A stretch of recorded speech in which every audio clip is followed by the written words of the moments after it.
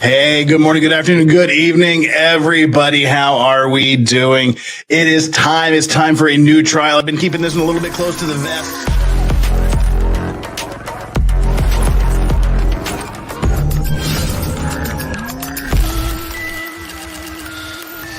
Defense made a motion for a mistrial. Prosecutor was up to some fuckery. Potentially damaging evidence, no basis for it. The judge specifically said, do not ask that question. Do not use that as evidence. She walked right down the path and asked the question. It may be over on Tuesday morning. Batman Bruce Wayne bitch snitch. Gerald Brooks, your constitution does not apply to me because I'm a sovereign citizen, a traveler on the land, I'm the Maritime Empire or whatever, bitch. Because they're so fucking absurd. If you want to be a sovereign citizen, just do yourself a favor first. Go to YouTube here and just get every sovereign citizen that's ever been before. Find me one that won. God dang, you're right. Don't go down this. It's not the path. Don't have time for stupidity. Some clever dick on the internet didn't find the great loophole in all of the world's law. Bitch snitch. God dang, you're right.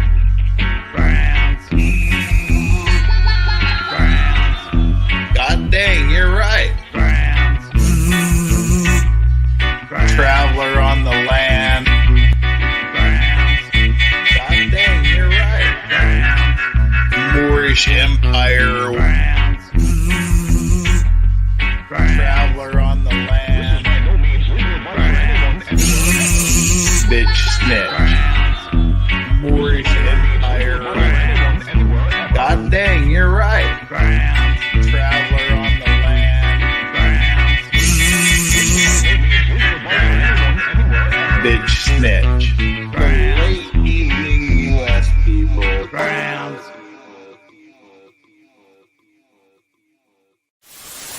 Mayday, mayday. Hello, can you hear us? Can you hear us? Can you... Over. We are sinking. We are sinking. Hello? This is the German Coast Guard. We are sinking. We're sinking. What are you thinking about? Hey, good morning, good afternoon, good evening, good night, everybody. Wherever you are, whoever you are, whatever you're doing, whoever you're doing it with, however good it feels, etc., etc. I'm just glad you're doing it here with me. Legal Vices on this little channel of mine I like to call Legal Vices. Welcome back to Maritime Monday. It's been a couple of weeks since we've been able to do this. I'm thinking what we need to do for the beginning, for the intro, the show intro. There's like every time we do a new trial, we add a little bit more on, sort of like Flux does with her little super chat she gives every now and then. We gotta need to add an extra part of the trial. Let's see if we can get the intro up to 30 minutes. That'll save me time. Just kidding. I would never do that to you. Maybe. And speaking of super chats, again today the super chats are going to be read as they come in. We're going to be doing a. Well, I'll tell you what we're going to be doing here in a minute. But as super chats will come, who's going to be the first? Who's going to be the first one to dare to send a super chat? Who's going to be the hero that unlocks Doggo Cam? Will it be the same person? Only time will tell. We'll read them as they come in. So that's where we are today. Not expected, not required, but always graciously and gratefully accepted. Any support you give to the channel, just being here, hitting that like, hitting that subscribe, doing all that stuff, super, super helpful to the channel.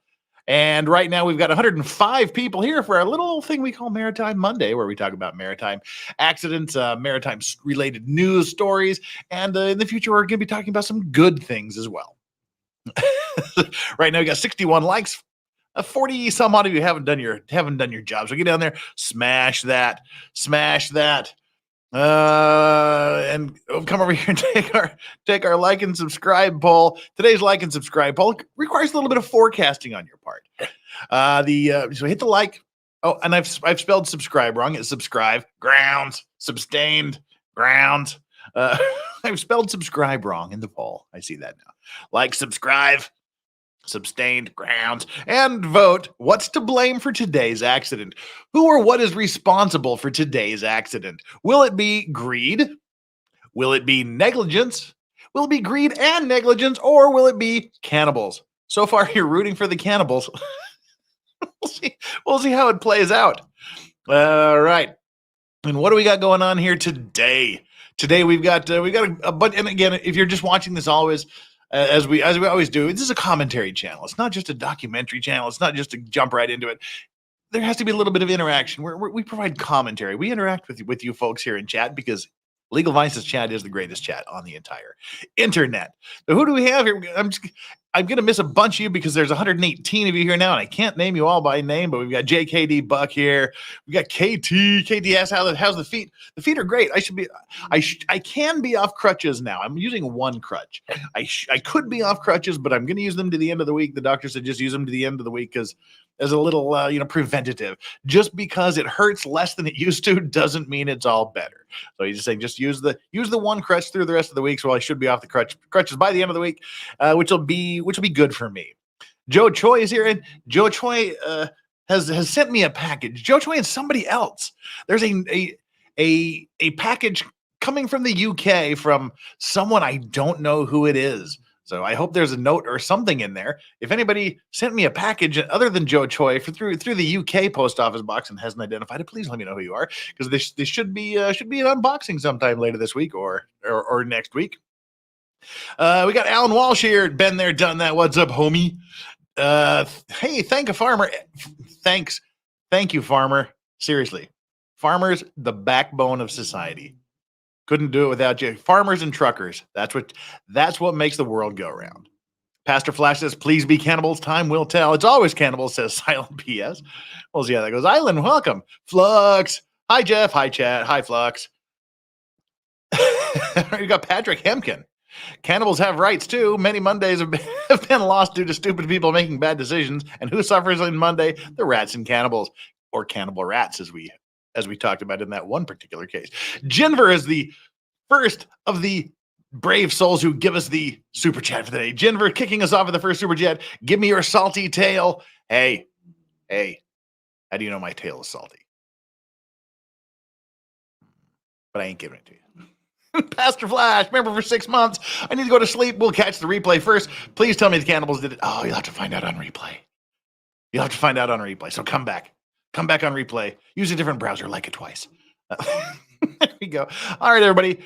D What's here as well. All right, I'm just scrolling really quickly through. Otherwise, it'll take us forever to get here. Hey, Lizbots is here. Alex Kane, phrasing. And Saber Dragon 65. Thank you so much, Saber Dragon 65 with the $5 super chat. Not sure if it made its way to Korea, but did you see Godzilla -1? Godzilla -1 will never, ever, ever, ever come to Korea because Korea hates Japan. Hollywood Godzilla comes to Korea. Japan Godzilla never, ever, ever comes to Korea because Korea and Japan sort of kind of hate each other. And Korea has their own discount rate Godzilla called Yongari, which is really sad. But hey, so yeah, I'm still waiting. I've seen where they have like the cheapo cam set up in the theater somewhere in Indonesia, but it's a crappy quality, and I don't want to watch it there. I'm waiting for it to be available on some digital format where I can watch it in 4K or something equally comparable to that. So not yet. It's killing me. But good news, Korea gets Dune before the rest of the world. Everybody else gets it on the 28th. We get it, or the 29th of February. There's not a 29th of February this year, is there? No, yes, there is. Oh, it's a leap year. Oh my God, it's leap year this year. That's going to screw up all of my watches. Jeez. It's a leap year. So yeah, it comes out on the 29th in most places, but Korea gets it on the 28th, which is basically the 27th everywhere else. So I'm going to be seeing Dune 2 long before most of you do. So I'm happy about that. And Nancy Joe M, greedy, negligent cannibals. That could be an option, but that wasn't there. So let's find out. Let's find out exactly who's to blame for this, shall we? Now, first of all, what I want to say is, I mean, you know how this works. Sometimes I'll research the topic. We'll just go through and we'll talk about a particular maritime incident or happening. And sometimes we'll use a video to sort of launch the discussion, and we'll break down the situation as it develops on the video that we watch. We have a kind of host of channels that are very, very friendly, very, very supportive of me, and I tend to support them as well. So when I was going through looking for something about the Atlantic, I watched the videos by Part-Time Historian, and I got to say, dude is so awesome and thorough with his videos that I'm going to be hard pressed to think of much to say, because he's got the whole thing covered. The wreck of the SS Atlantic. There's 2 videos here that we're going to be watching. They're both linked below. Go give him some support. Hit the like button for these 2 videos. Subscribe to his channel. Let him know where you saw this, and hopefully we'll be able to get through this without any copyright issues, because he seems to be a cool guy from what I can see on the videos, and these are absolute masterfully done. And so, and he does a lot of maritime stuff on the channel. Part-Time Historian is good people. So show the support for him. Let him know that we're appreciating his work, and we've chosen his work to talk about the SS Atlantic, because quite frankly, it's better than anything else I've seen out there. So, without further ado, let's get into our topic, shall we? Patrick Hemkin says we like it when you're willy-nilly. Am I willy-nilly? I don't feel particularly willy or nilly. So, well, you may think I'm willy and or nilly. I'm neither. I'm just excited to get into this. This again is a tragedy. It's a tragedy that has a cause, and we'll talk about that as it goes on. We've already got the dog snoring in front of the space heater, so if the Doggo Cam achievement gets unlocked, we are ready to roll with that. What did I say? Did I say part-time? Did I say part-time historian? Yes, it's part-time explorer. Sorry, Alex Crane. Dang it. You're right. It is part-time explorer. I said part-time historian because dude's stuff, it rivals, and I think in many cases is better than anything the History Channel puts out. So yeah, I'm sorry. I meant part-time explorer. Yeah, you're right. You're right. It's part-time explorer. I screwed up. So now he's going to see and he's going to be pissed. And yeah, don't be pissed. I'm sorry. Just your videos are so good. Like for some reason, like History Channel was going through my head. So yeah, I know I said historian. All right. Let's do this with part-time explorer, not part-time historian, part-time explorer. The first video we're going to watch is a breakdown from 3 years ago. This video has 2 million views. That's how good it is. 2 million people have watched this. So, all right, let's bring this up and get on the road. We've got a bit of ground to cover here today. So share the screen and big one. And I'm gonna try to hang out down here tonight. We'll see how this goes. Hey, Spooky Spoon, what's up? All right, here we go. Bernice, stop smoking that cigarette and get back in here. This is Mars Island. Now we're already pausing it because he recently did a re-edit of this for it was almost 151 years ago that this accident occurred. But Part-Time Explorer, he did a remix and a remaking of this for the 150th anniversary of the accident last year. So that has even more detail in it. And literally, if I showed that one, I'd have nothing to talk about. It's longer and it's much more in depth. So all right, here we go. Off the town of Lower Prospect, near Halifax, Nova Scotia. Nova Scotia. It's a small island with no year-round residents. Only a few small rental cottages dot one side of the island. In the 1870s, it was the home of the Clancy family. Most notably, see, this is as you, I think we have a few people from Nova Scotia area. Yeah, we get some like Nova Scotia and some Newfies and things over there. Yeah, a lot of these islands, especially back then, just have like 1 or 2 families living on just these tiny little islands. They have summer homes or whatnot there. And this is kind of the way it was back there 151 years ago. There was 1 or 2 families on each of these little islands. However, it's the site of the wreck of the steamship Atlantic. Now, there have been plenty of ships named the Atlantic, but this one was the first major disaster for the White Star Line. Okay, White Star Line, does that ring I've any been wanting bells? to find a way to get out to the actual site of the wreck since I first heard the story about a year ago. It's not easy to get to. You can't get to it over land, even though I tried, and it's certainly not a recommended swim. Yes, you've heard One day, you've I heard was the White lucky Star enough to Line be offered a before. boat ride around the site. The boat ride was pretty special, not just because of where we were going, but because of who was in our group. Bob Chalk brought us out there on his. We're gonna skip a little bit of this because it's his personal tour around the island and thing. So we're just gonna get into the meat and bones of it here. In the mid-1800s, immigration from Europe Well, to the New World was booming. Cunard Up and until White this point, as the and the designs White of Star steamships were in still being competition. perfected, they were designed like sailing ships. The shape of ships really hadn't been reconsidered, and with the new advent of screw-driven steam propulsion and hulls of iron, a redesign was long overdue. Thomas Ismay and his newly purchased White Star Line, under the parent company, the Oceanic Steam Navigation Company, picked up on this. Shipbuilders Harlan and Wolff of Belfast, Ireland, with whom the White Star Line had an exclusive contract. White Star Line and this shipyard. What do we know about this shipyard? Anybody in chat? What do we know about this shipyard? We've talked about this shipyard before. Race to disaster or win? No. See who gets it first. Yes. The Titanic. We've talked about the Titanic, and also, if you saw the interview we did with the makers of Nomadic watches, we had the owner of Nomadic watches here. He talked about this and how that was sort of the centerpiece of Belfast back in the day, was these gigantic yellow cranes that built not only this ship but the Titanic and the lighter vessels for both of those. One of which was the Nomadic. The Nomadic was that was the ship that carried passengers from shore to the Titanic.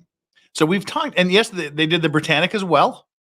They did all the ships are unsinkable until they sink, right?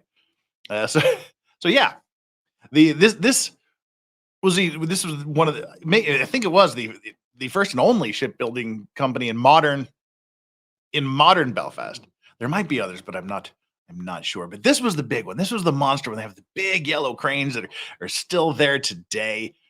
And as we talked about with the Nomadic watches, they secondhand on their watch is sort of a throwback, sort of an homage to the yellow cranes. So here we go. Designed for Ismay, a new class of ships that was to revolutionize the shipbuilding industry. The Oceanic class, named for the Oceanic Steam Navigation Company, was originally only one ship, the steamship Oceanic, launched in 1870. This ship was so cutting edge and profitable that 3 more ships were quickly ordered, and after that another 2. These 6 ships formed the legendary Oceanic class, the very first ships ordered by the new White Star Line. All 6 ships were built between 1870 and 1872, and the class consisted of the Oceanic, or the first Oceanic, if you know more of White Star Line history, The first as other Oceanic. ships with the same name would come up later. Ship number 2 would be the Atlantic, the ship we'll be focusing on in this video. Ship 3 would be the Baltic, which was sold to the Holland America Line around 1890 and lost in a collision in 1898. The 4th ship, the steamship Republic, launched on July 4th and named after the American Republic in honor of Independence Day in the United States. She would be the only ship to survive into the 20th century, being scrapped in 1910. Ship number 5 is the Adriatic, noted for being involved in many collisions, but none of which did her in. Ship number 6 would be the Celtic. She was originally to be called the Arctic, but she was renamed after consideration was given to the paddle wheel steamer of the same name, lost in 1854. So we've talked We've talked a bit about that as well. That particular Was ship. given to the paddle wheel steamer of the same name, Yeah. lost in 1854. It was on the Celtic that Edward John Smith, the future captain of the Titanic, would begin his career with the White Star Line as her fourth officer. Some of these ship names would be used a few decades later on another class of ships by the White Star Line, known as the Big Four. But make no mistake, these are very different ships. The Oceanic class broke new grounds in countless ways, with the steamship Atlantic being a perfect example of the class's innovations. They were revolutionary ships in some ways, considered by many to be the beginning of modern ship design, getting away from the old steamers, which were designed like sailing ships and had side paddles. The See, Atlantic this is an important thing. This is a huge, major development in liners, in passenger liners and seagoing ships in general. Because up to this point, most of them were, as he was saying, they were sailing vessels, paddle wheels, and the engine was right there in the midships where they had these massive paddle wheels cranking. This, as he's going to say, is one of the first ones was to go away from this paddle wheel design into what we know today as the basic ship with the propeller in the rear. Propeller, single propeller, driven by two-cylinder compound steam engines. While the engines were indeed innovative, mariners and passengers alike still preferred the security of having a full complement of sails, should the engines break down or the ship run out of coal. Thus, the Oceanic class retained the full sail rigging popular at the time. In addition to the design of their engines, the Oceanic class was one of the first classes that had steam-powered steering, making it easier for the quartermaster at the helm to turn the ship. So again, that innovation is basically the same for all of you olds that remember cars before power steering, when you're just cranking the handle to turn the damn car. It's that same essential innovation. And this next innovation he's going to be talking about is a huge one too, the engine telegraph. And before you'd have to actually communicate, yell down through whatever intercom system you would have, which is basically essentially like string and tin cans at the end, like pipes and tubing. You would yell down to the engine room and hope they heard your order to what you wanted to do with the engine. But these engine telegraphs here, if you wanted to go full ahead, you would pull the lever to full ahead, and that would set off like bells or alarms in the engine room, and they would have a corresponding telegraph there that would tell them what they needed to do with the ship. So you go full ahead, that would send off the alarm or the bells down in the engine room. They would say, aha, it's full ahead. So it cut down on the communication between the engine room and the bridge as far as the engine speed goes. Next to the man at the helm was another innovation. The SS Atlantic was one of the first ships to have telegraph indicators on the bridge for quick communication with the engineers below. Her crew were not the only ones benefiting from the creative geniuses at Harland and Wolff. The passengers were the ones to reap the most from the architect's hard work. Special areas were set aside for passengers to stroll the decks, known as the promenades, which were partially enclosed to protect them from the elements. On previous ships, crew and passengers shared the deck space, and they often got in each other's way, sometimes with dangerous consequences. The cabin class, sometimes called saloon class passengers, and called first class passengers on later ships, would be some of the first people to use the convenience of electricity at sea, although not for lighting of any kind. No, the ship was still lit with oil lamps, but electrical call bells were installed in cabins and in convenient places throughout the ship, where a passenger could quickly summon a steward when needed. The ocean. So that was essentially the first stewardess calling bells. You get in your airplane, and you get the bing thing that turns on a little light above you, and they come to you and give you whatever it is you're going to annoy them asking for. So it wasn't a great innovation, but just imagine that it's the middle of the 1800s, and you get to push a bell that goes bzzz, and someone comes to you to take your order or to bring you something or to help you out in some way. These first class cabins on these old things, they were absolute luxury.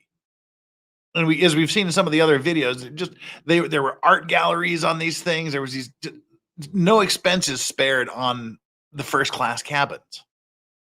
Oceanic class boasted the largest room on the sea, the Grand Saloon for cabin-class passengers, adorned with a piano and 2 marble fireplaces. We know they were marble because of the fragments of marble mantelpieces pulled from the wreck. But as I previously said, Ismay knew the value of the immigrant class, and special consideration was given for their comfort as well. Ventilation was improved for the lower decks. Rather than the stuffy, dark quarters seen on other ships, the Atlantic now provided a comfortable interior for immigrant passengers staying below. Oh, and I guess the classic example of what the steerage class, the low class, which would be economy class, I guess the classic example of that is what you saw in the movie Titanic, where poor little old dead guy, what was his name? Jack? Was that the character's name? That didn't. There was room on that door for both of them. But anyway, Leonardo DiCaprio's character, he was steerage class. It was crowded, it was smelly, it was unventilated for the most part. But I mean, by the time Titanic came around, there was much more ventilation. But this was sort of the first one that just didn't make all the poor people stay in the dark in an unventilated room with hundreds of other people. So there was much more care for that on this ship. It said with more ventilation, a little more, more tables, lights, things like that. Too, as he said, that's where the value was, because you can only fit so many of the luxury class people, but you can pack in the cheap seats and still make a ton of money that way. And so it's like, well, if we're going to pack them in like rats, and charge them for it, we may as well try to make it a little bit better. Even going so far as this next innovation he's going to talk about. So when he talks about this next innovation for steerage class, just kind of imagine what they did before this innovation. Some of the first indoor toilets on passenger liners were available to both classes. Some of the first indoor toilets. Yeah. We'll just leave that there and let you use your imaginations to what people did. Or if you want to go back and watch, I think it was the video we did about the Victory. No, was it the Victory or was it the Wager? Can't remember which one we talked about it. Where like these old sailing boats. I mean, it wasn't this way on a passenger vessel, but like these old warships. Sometimes they would just drop trow over the side of the ship and literally wipe themselves with ropes that they would drop back into the ocean to clean the ropes off. I know it wasn't like this on the passenger ships, but still, it's one of the first to have actual indoor plumbing, which was something unheard of for immigrant ships like this. While those on board traveled in relative comfort and convenience, the ships themselves had the ability to surge ahead of the competition better than any other ship thanks to the designs of her hull. While most ships had a length-to-width ratio of 6:1, the Oceanic class increased that ratio to 10:1, allowing her to carry more people on board without increasing the water resistance on her hull. So it was basically the difference between a brick and an arrow going through the water, which might be part of the problem in today's story. This streamlined hull, improved engines, and more efficient controls over the ship, both the Adriatic and the Baltic, managed to capture the Blue Riband for the White Star Line. The Blue Riband, of course, being the award for the fastest crossing of the Atlantic. All right, there is your first signal about what might be going wrong here. The captains of the ships and the ships themselves would get rewarded for faster journeys across the ocean. So if you get the fastest, if you set the record time from point A to point B, you get that little blue ribbon that says, "Hey, you're the fastest, you're the best." So there's competition to get there as quickly as possible. Why is that a competition? Because hey, you get your bonus, but that means they can take more voyages back and forth, making more money. Keep this little factor in mind because it comes into play later on in the story. The Oceanic class were the fastest and safest ships in the world, and if you exclude the laid-up Great Eastern rotting on the Mersey River at the time, they were also the largest. This gigantic paddle boat was the largest ship in the world at the time. but it wasn't in service. It was just there. It was all grody and falling apart. So essentially, the Atlantic was the largest operating ship on the seas, if I recall correctly, at the time it was built. At the time of the Atlantic's fateful voyage in 1873, these 6 ships, as well as 2 additional cargo ships, named the Gallic and the Belgic, made up Harland and Wolff's entire contribution to the White Star Line's fleet up to this point. Yard number 74 at the Harland and Wolff shipyard would become the steamship Atlantic. She was laid down in 1870 and cranked out quickly and efficiently. The city of Belfast was pouring their heart into their newly prospering shipbuilding industry, and all their effort was put into turning these new vessels for their new clients, the White Star Line, into something they would be truly proud of. She was finished on June 3rd of 1871, and her maiden voyage was less than a week later. Her first 18 voyages were relatively uneventful, although she did suffer issues due to the experimental designs of her propeller, which was swapped out and replaced multiple times. The ship was laid out with the engines in the center, as with most other passenger ships. Now again, pay attention to the layout of the ship, because this also contributes to the accident, unfortunately. So, you don't have to take notes, because we'll clearly stop and talk about it later, but of the day. Pay attention. However, also in the center were the dining saloons. The arrangement of passenger accommodations were centered around these rooms. The cabin class passengers were quartered in the deck house on the boat deck, and the steerage in the ship's hull. Steerage, however, who were at times unruly and rambunctious on other steamers, were divided for their own safety. You had to separate the men and the women. Because the engines needed to be directly connected to the propeller shaft, the boilers needed to be forward of them. As a result, the firemen and other engineers were quartered forward of there as well. Because these were always men, the single men in steerage were quartered in the bow in close proximity to the engineering staff. They were segregated from the single women or mothers and children traveling without a father, who were quartered in the far stern in the opposite direction of these single men. This was a precaution to prevent any sort of harassment or unwanted interactions. Families and married couples were quartered in the midsection between them, with the idea that the husbands, fathers, and family sons would act as a buffer should the single men become difficult to manage. Okay, someone's asking, was this only? Yes, this was a passenger vessel. This was it was Patrick. This was just a passenger vessel. And let me bump back here a little bit so we can see this graphic more clearly. So this was, actually a very well organized steerage class setup. And so you got the firemen up front, so they have full access to everything that goes on underneath the boilers, the propellers, the shafts, and things like that.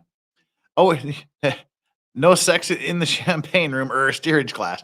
They're actually going to talk about this here a bit, but that's essentially the way it was designed. So you get all the single men up front, and you don't want to put the single men near the single women because, drinks and just men. So they put a buffer of the married couples between the single men and the single women and the unaccompanied minor children. And this, unfortunately, is going to come into play a little bit later. The way this was organized with the women and children, women and unaccompanied children in the back, the married couples in the middle, the single men up front, and the firemen way up front. Family sons would act as a buffer should the single men become difficult to manage. The groups were certainly welcome to mingle on deck and in the saloons, but when the stewards ordered lights out for the passengers at 11 p.m., this sleeping arrangement was strictly enforced. The 19th voyage began like any other. The ship sat in the Mersey River in Liverpool, England, as the ship was inspected and re-inspected. When passengers climbed up the gangways, one of the first things they saw on board the ship was a nameplate mounted onto the side of the deckhouse. This nameplate is called the quarterboard. It shows the ship's name. It's 11 feet long, and it's pretty neat because it hung over a woman's fireplace in her cottage for 50 years, and she donated it to us 2 years ago. Another special piece of identification I just that want to the know steamer Atlantic where proudly was that flew the first was the White 100 Star years Line after flag. the accident? We Who have had the that? flag. The flag was donated to us by the captain's great-grandson. He's an American. It's purported to be the flag from the Atlantic, but there's no way of proving that. The flag itself has a long history. It has traveled across North America several times and been in displays as far away as California and Florida. It's pretty raggedy, so it may well be off the Atlantic. The passengers of the Atlantic were permitted to board the ship the night before the voyage and stay on board as the last of the cargo was loaded into her holds. In her hold, the Atlantic would carry several crates of hotel china, pocket knives, costumes and costume jewelry, and many other goods. In addition to these, almost 1,000 tons of coal are loaded into the ship's coal bunkers. Okay, so here's the three things we need to keep in mind for this accident.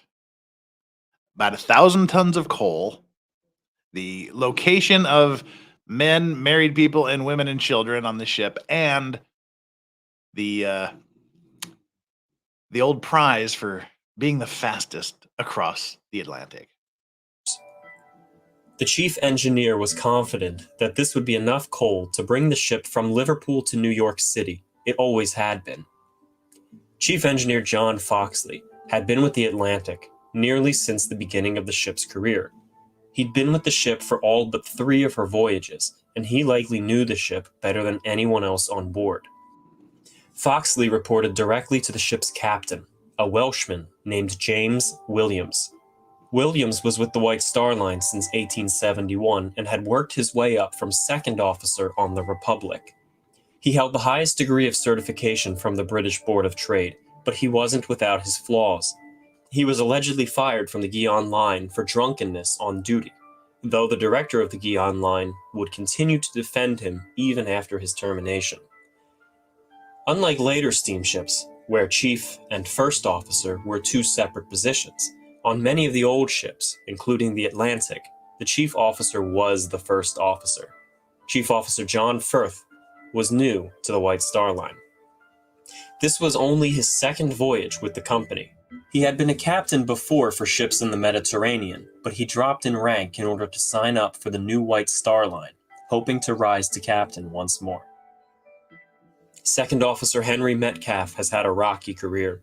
4 years prior, he was in command of the SS Explorer when it ran down the SS Britannia. Metcalf was charged with neglect and had his certification suspended.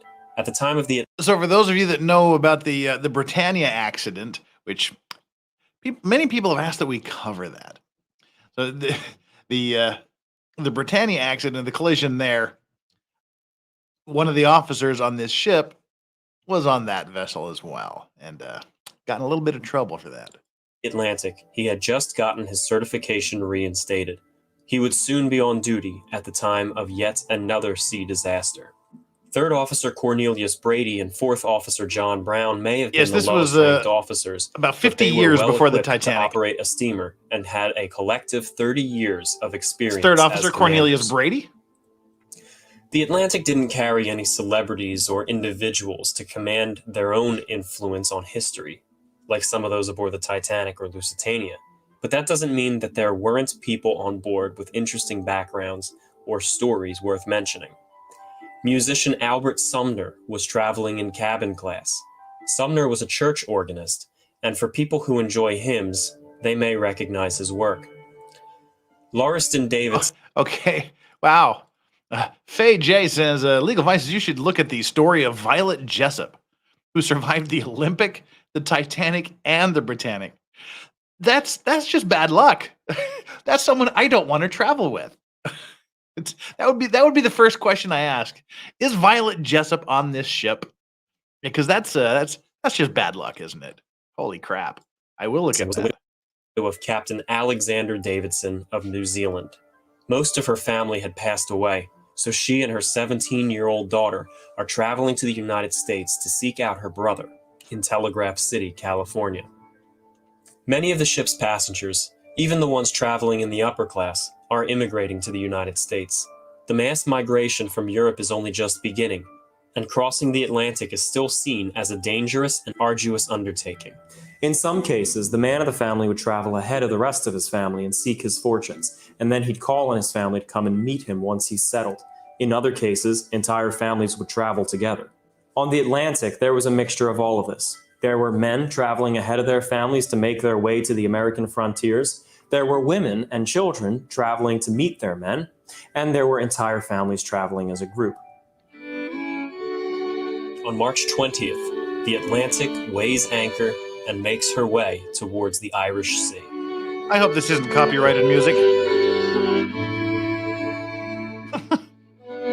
Okay, let's talk over the copyright. I hope it doesn't sound very copyrighted, but I'm sure we'll find out. Yeah, they all got on board the ship, and they're all waiting to sail.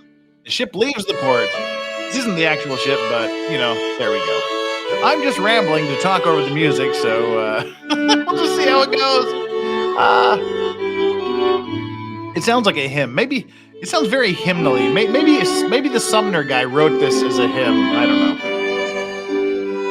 I tried to find the hymns that this guy wrote, but I couldn't find any. But that sounded very churchy, very hymny, didn't it? Because of continued famines and hardships in Ireland, a mass exodus was occurring among the Irish people. Shipping companies were ready to capitalize on this and chose the small fishing town of Queenstown on the outskirts of Cork to be the launching point for these emigrants. By March 21st, the Atlantic arrives in Queenstown, where she is inspected once more and a lifeboat drill is carried out. With 175 additional passengers taken aboard, the Atlantic departs Europe one final time to make for North America. The first few days of the voyage produced great weather and favorable. Okay, so by this point, there's about 1,000 people on board this ship. I can't remember the exact number, but it was close to 1,000 people that were on the ship at this point in time when it started. The last leg of it is after it left Ireland and started across the Atlantic. Winds. The Atlantic made excellent time, even impressing her own captain and crew. On Sunday, the 23rd of March, a prayer service was held, and an additional lifeboat drill was held. The captain asked Chief Engineer Foxley to report on the ship's coal reserves. He calculated their consumption and did the math. It was standard practice of engineers to underestimate the amount of coal when reporting to the captain. Now there's a couple. This is, remember I said keep in mind the amount of coal. They had 1,000 tons of coal on board, and it was I don't know if I would say it was a standard practice to underreport the amount of coal left, but there was a reason. There was a lot of times there was a reason for it, and one of those reasons is, remember, a lot of times they're trying to set a record. They're trying to get there as fast as they can. So the captains are pushing the ships to go faster and faster and faster, as fast as they can. And what happens is you can overextend. You can put a lot of stress on the ship. You can put a lot of stress on the boilers. You can, if you meet adverse weather, you can burn up extra coal, and then you can find yourself stranded out in the middle of the ocean with no way to communicate with any other ship because they didn't have ship-to-ship telegraph back then. So a lot of times, if the engineers would think that the captain may be pushing the ship a little too hard, they would intentionally underreport the amount of coal reserves they had left, so that would force the captain to slow down a little bit. But anyway, for whatever reason he was doing that, whether it was just to be cautious, whether it was just to be conservative, which I don't particularly think is. I mean, the captain should know that whatever he's being told is accurate and allow him to make the final decisions on how to proceed. But for whatever reason, the chief engineer was underreporting the amount of coal they had left. So every day when he gives his report, among that is how much coal we've got left. So the captain thinks there's less coal on board than there actually is, which encouraged captains to be more cautious about consumption.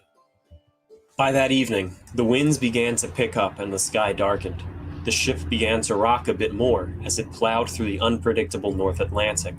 By Tuesday, the ship was now sailing head-on against gale-force winds, and conditions were continuing to deteriorate. Passengers remained indoors to avoid the blistering cold and bone-chilling spray of the high seas. The ship trembled with every wave as the bow slammed into walls of water. At this point, the food was reduced to mere basics in order to prevent further seasickness. By March 26th, the floors inside the ship were slippery with vomit, and the air was humid and pungent, but it didn't stop there. On the 27th, slick with vomit in the middle of driving waves and storms. It was just humid and sticky and smelly, and those were the days, weren't they? the ship seemed to bear the worst of the winds.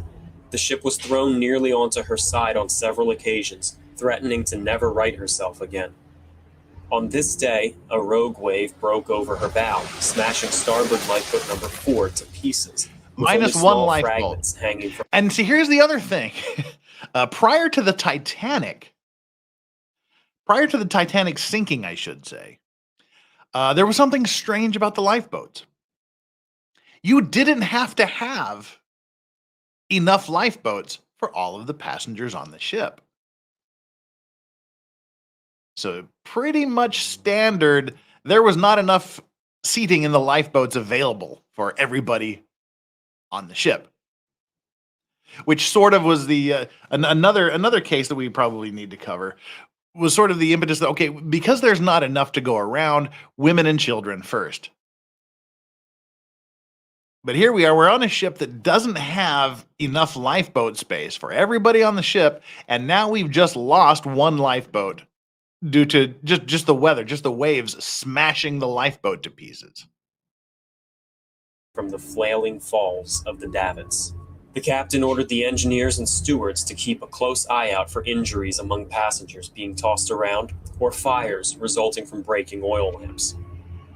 Despite the fear that those on board certainly felt, the Atlantic was not in any direct danger from the high seas.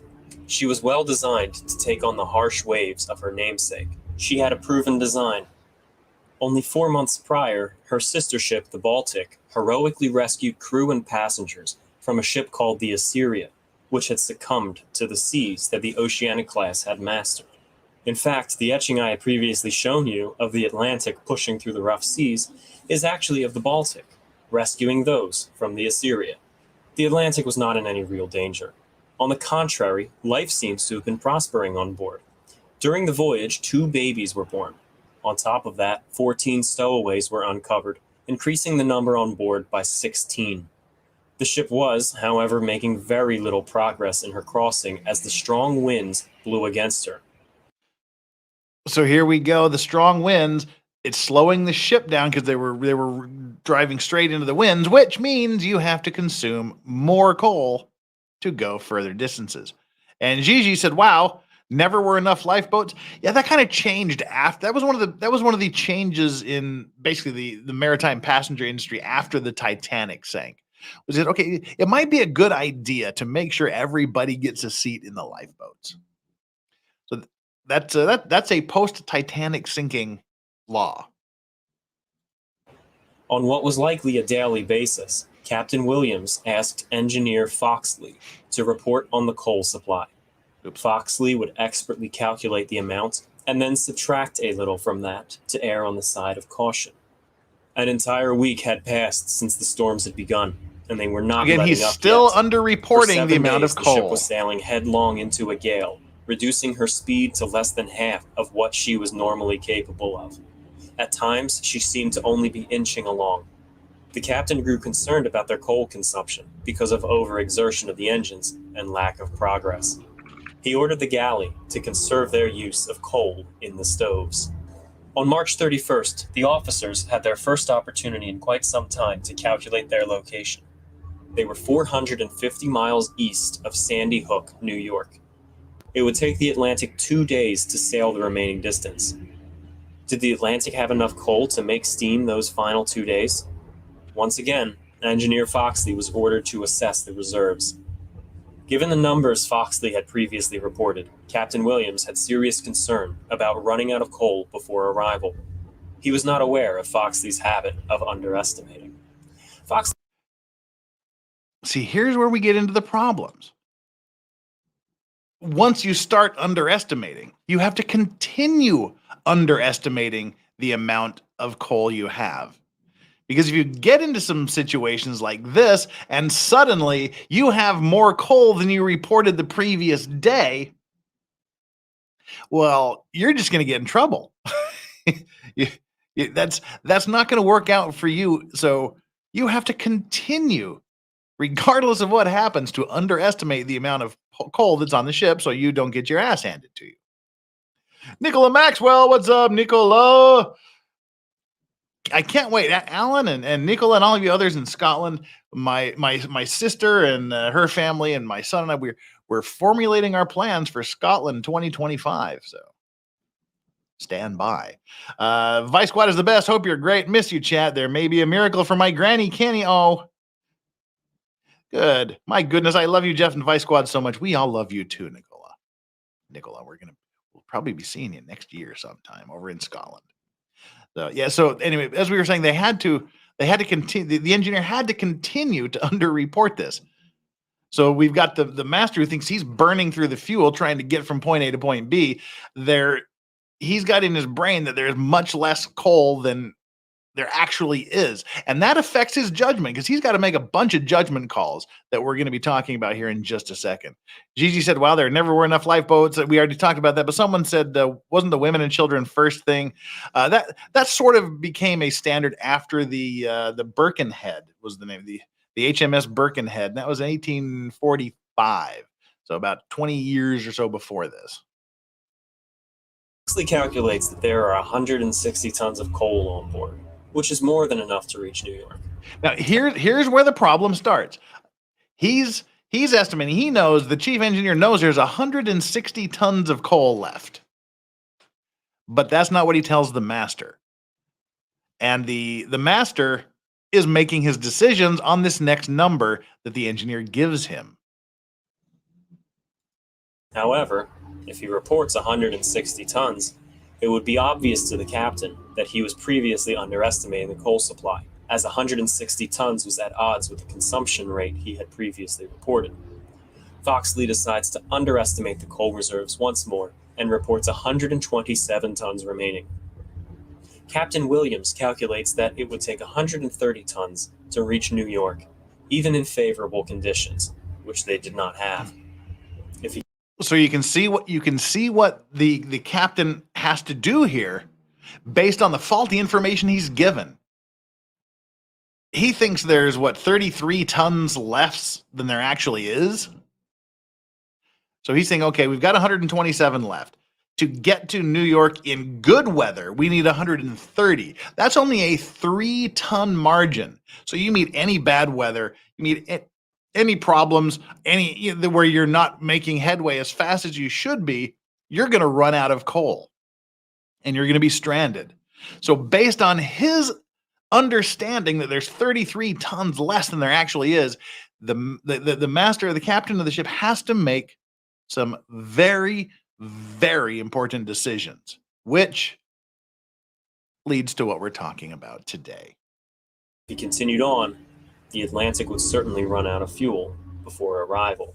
So what happens when a steamer runs out of coal? Well, she loses the ability to continue ahead under steam power, as well as the ability to operate any additional steam machinery, such as the helm and the winches.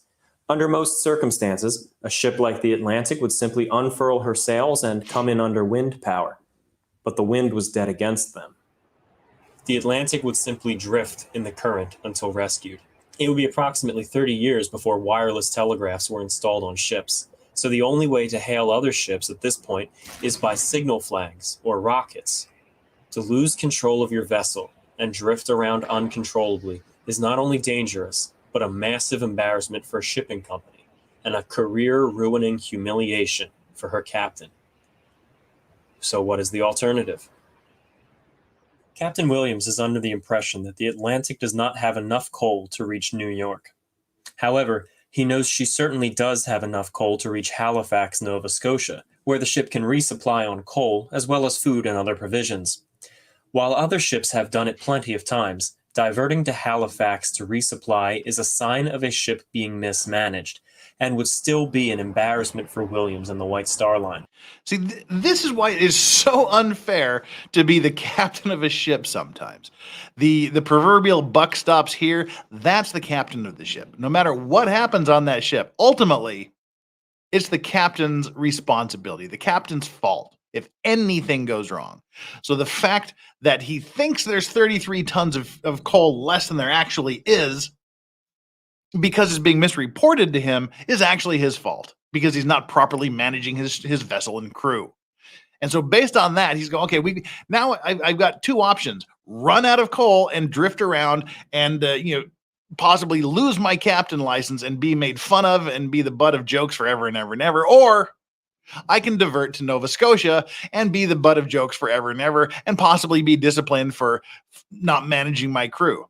So now he's in a I'm screwed if I do and screwed if I don't situation, because the engineer has been under-reporting the amount of coal still on board. So if he would have known that there was this extra 33 tons of coal, he could have gone straight into New York. But he thinks there's less. So now he can either try to risk it or go to Nova Scotia and suffer there. No White Star Liner had ever had to divert for resupplying. After discussing it with Chief Engineer Foxley and Chief Officer Firth, Williams plots out a new heading for the Atlantic. She is slumping her head in shame and diverting for Halifax. The safety of those on board is more important than his own reputation. Now that fuel consumption is no longer a concern, her captain orders full steam ahead for Halifax in an effort to make up for the inevitable lost time. The approach to Halifax harbor is a dangerous one. Though the harbor is wide, there are countless reefs and rocky islands, as well as strong, steady currents complicating the approach for any mariner not familiar with the waters. To assist the approaching vessels, the Nova Scotia government set up the Sambro Island Lighthouse in the 1750s. 130 years later, it still stands at the time of the Atlantic. Even today, it stands as the oldest surviving lighthouse in North America. But to further complicate the situation, most of the officers of the Atlantic had never been to Halifax before. That's and also are unaware a problem of the dangers of the approach. That's also a problem. Nobody has any experience going into Halifax, so they don't know what reefs there are, what islands there are. They don't know the details of the harbor, which can be a very, very dangerous thing, as we're about to find out. The seas swell as the winds whip across the deck of the steamship Atlantic on her approach to Halifax on the evening of March 31st, 1873. A new breath of life sweeps over the passengers, knowing that they would soon see their first sight of North America by morning. For 12-year-old steerage passenger John Hanley of Aston, England, this was an opportunity for adventure. I was traveling on board the Atlantic with my parents and older brother Michael. This isn't really the kid. This is an actor, just in case you were wondering. And I just chose this. I know that was a stupid thing for me to say, but I just chose this little break to mention what I saw Alan Walsh mentioning here. 253 people here watching, 173 likes. I don't know where we got 266 of you now from, but thank you so much for being here on our Maritime Monday show, which we do every Monday unless there's a trial or some other important bit of news going on that we have to take care of, and I need to get that off my face. So this is what we do. We talk about maritime accidents, maritime news, things related to the maritime scene. We're going to be talking a little bit about some happy events, not always just disasters. There's some happy events and some interesting events in the future. But that's what we do on Mondays. And tomorrow we're going to be doing the Clayton Eckert, Lauren Owens, Jane Doe thing. If you don't know about that case, check it out. It involves oral copulation and somehow tonsil twins, Schrodinger's twins, or whatever you want to call it. She allegedly got pregnant from from an incident of oral, and has been a mess since then. We're talking more about that case and more filings. Wednesday, people have been talking about this Crumley case.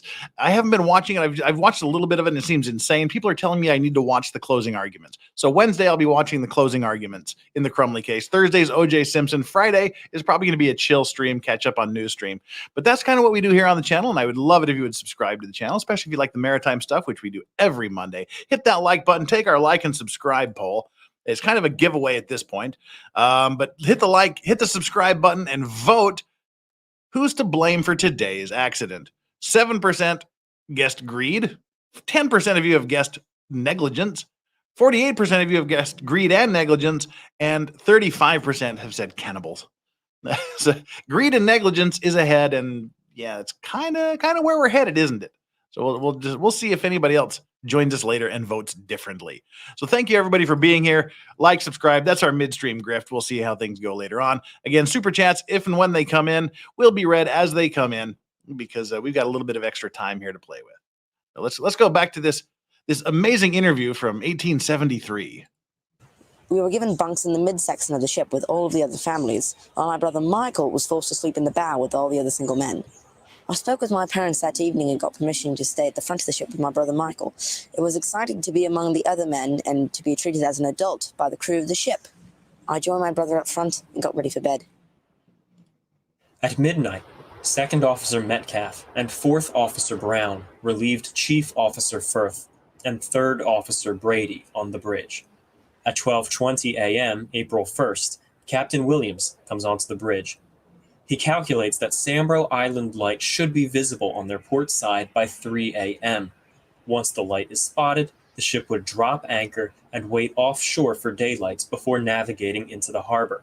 Sounds safe, doesn't it? The captain then informs the officers that he will take a brief nap in the chart room. He orders Officer Metcalf, the officer in command of the watch, to wake him no later than 3 a.m. or when they first see the light. So far, I mean, the captain has made all the right choices. he's Liz Bots. No, this actually comes into play a little bit later. April Fools, seriously. Yeah, April Fools. Yeah, it does come into play. We'll see how it comes into play a little bit later. But the captain seems to be making all the right decisions. We have to divert to Halifax because he doesn't think there's enough fuel. There's enough coal on board to get where they need to go. So he's got to just bite the bullet, suck it up, take the shame, hang his head down, and go into Halifax. And he doesn't want to go in there at night because it's dangerous and nobody's really familiar with the port. And so he says, let's just drop the anchor when we get close enough. Let's drop the anchor and go in the daytime when we can all see.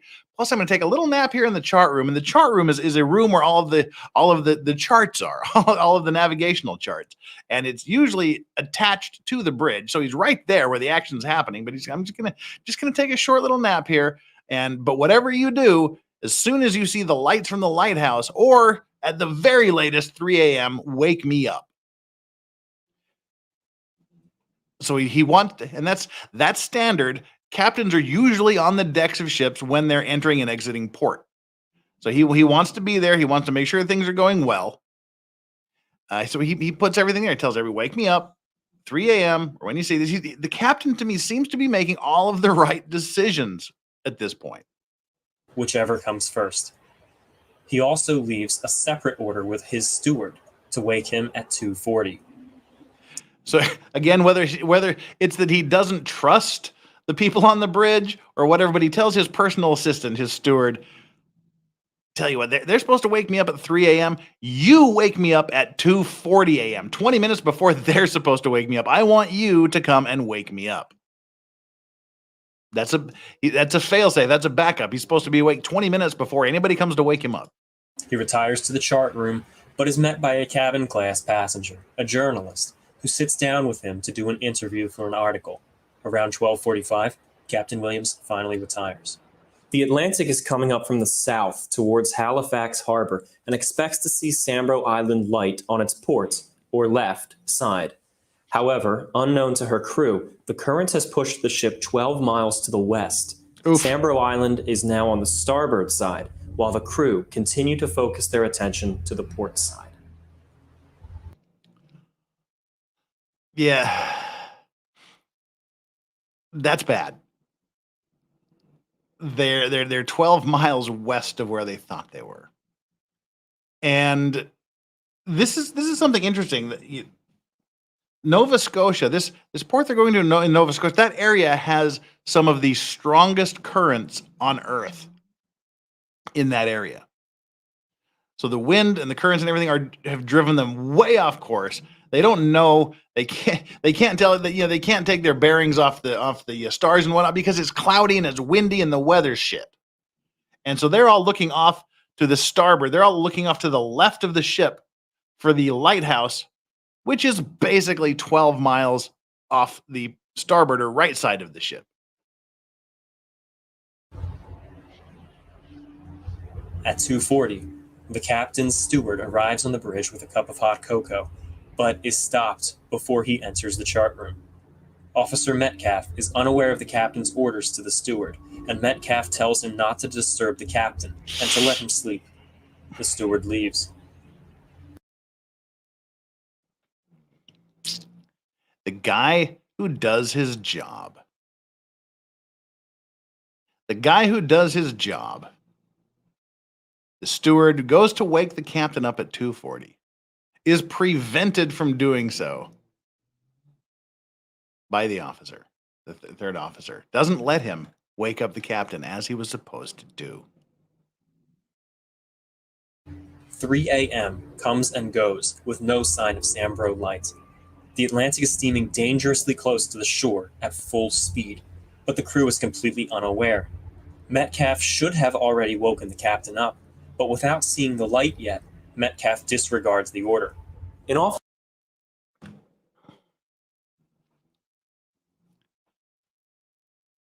Not only does he prevent the steward from waking the captain up at 12:40, he disobeys the order to wake him up at latest before 3. It was 3 a.m. or when you see the lighthouse, whichever comes first. And I guess he was thinking the captain's tired. He needs his rest. We haven't seen the lighthouse yet. We'll just let the captain sleep. Officer Metcalf's mind, if they haven't seen Sambro Island light yet, well, then they're still a safe distance offshore. So either as a misguided gesture of kindness towards the captain, or as an act of stubbornly overconfident defiance, Metcalf lets the captain sleep longer, confident in his own control of the ship. Quartermaster Robert Thomas is at the helm. Unlike the officers, Thomas has actually been to Halifax before. He knows the dangers and insists that they are getting close to the shore, but Metcalf disregards his comments. Yeah, disregard the only guy on the ship that has actually been in that port and who is feeling, dude, we should have been seeing land by now. We should have been seeing something by now. I think we're getting really close. No, never mind. We're good. Just keep doing what you're doing. The clock that hung in the wheelhouse still exists in the SS Atlantic Museum. This is the clock that Metcalf would have looked at on several occasions, wondering when best to wake the captain. So it still works. We have the key for it as well that winds it. And the gentleman who donated it told us that he first saw it when he was 3 or 4 years old. His mother took him into her bedroom one day, opened the bottom drawer of her dresser and moved some things aside, and there was the clock. And she told him that it was off the wreck of the SS Atlantic, and he was never to tell anybody it was there or to touch it. But when she would go out every now and then, he would sneak in and have a little look at it. A quarter of an hour had ticked past on this clock since the time Metcalf was supposed to wake Captain Williams, and he still had not done so. Nor did anyone spot Sambro Island light. Then came a shout. Breakers! Ahead! Metcalf went cold. Yeah, breakers, the white cap, that's what happens when you see waves crashing over and into rocks. You're in the sea, and then suddenly you start seeing all these the white waves like crashing everywhere. That is the 100% guarantee signal you've got rocks in front of you. So he sees these waves breaking against rocks dead ahead. In that moment, he knew that his defiance was a mistake. The lookouts had spotted the rocky shores of Mars Island in Lower Prospect, Nova Scotia. Metcalf gives the orders hard to starboard and to reverse the engines. Too late. The breakers were seen on the starboard side, so why do they shout hard to starboard? You see this with the Titanic as well, and it's not a mistake. The steamships of the day were using what's called tiller commands. And this is an important thing. We'll let him explain it, then I'll talk a little bit more about tiller commands and obviously why we don't use them today. As most of the ships of the time still used tillers. To push a tiller hard to the starboard side would turn the ship in the port direction.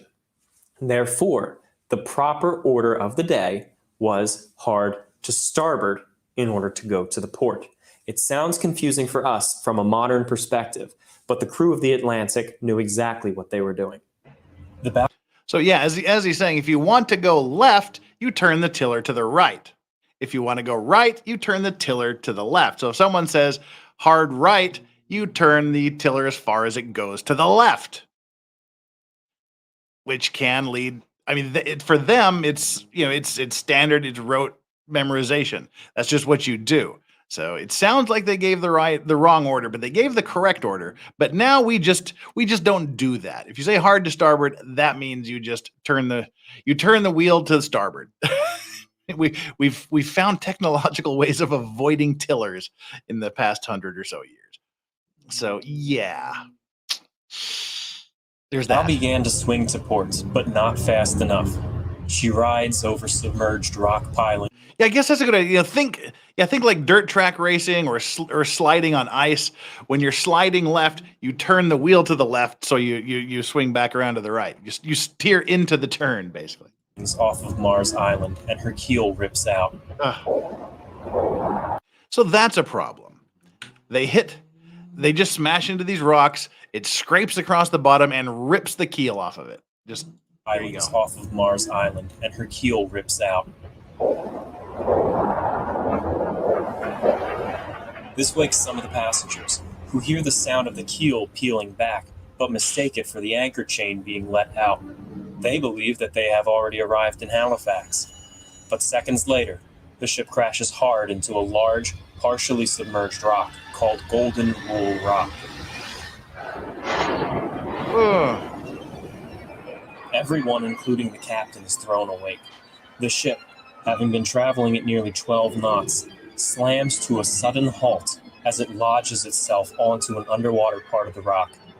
The sudden stopping causes all of the air inside the ship to suddenly shift due to its own momentum, snuffing out every single oil lamp on board. Can you imagine? The ship is now plunged into darkness. Suddenly you're going 12 knots and suddenly you're going 0. It's like severe deceleration trauma. And not only have you just suddenly stopped going, you've just been plunged into dark. This is about 13 miles an hour, by the way. So that's what it was about 14 miles per hour, I guess. Which I guess about 20 kilometers per hour, I would guess, somewhere around there. I don't do calculations on the between knots, miles per hour, and kilometers per hour. Somewhere we'll say 20 kilometers an hour. So somewhere in the sort of like 20 to 0 that fast. And then all of the lights go out. Stormy seas, heavy waves, your ship has just crashed, you've stopped moving, and you're plunged into absolute blackness. The captain rushes onto the bridge, but he does not even have a moment to collect his thoughts. The ship is being buffeted hard by the pounding surf, which begins to swing the ship broadside to the shore. Captain Williams sees on the telegraph that the engines are in reverse, and he keeps them so, in hopes of dislodging the ship from the rock.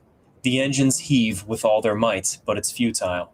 Before the ship budges, the stern has been swung completely around and slams into another rock, shearing. Now again, think of like an aluminum can. Put an aluminum can on its side and drive like a bottle opener, punch a hole in the bottom of your tin can with a bottle opener. And then wiggle that can around and pull the can back a little bit. Essentially, what you're doing is you're just opening up a bigger hole in the bottom of your ship. It's rolling back and forth on the rocks. It's moving forward and aft.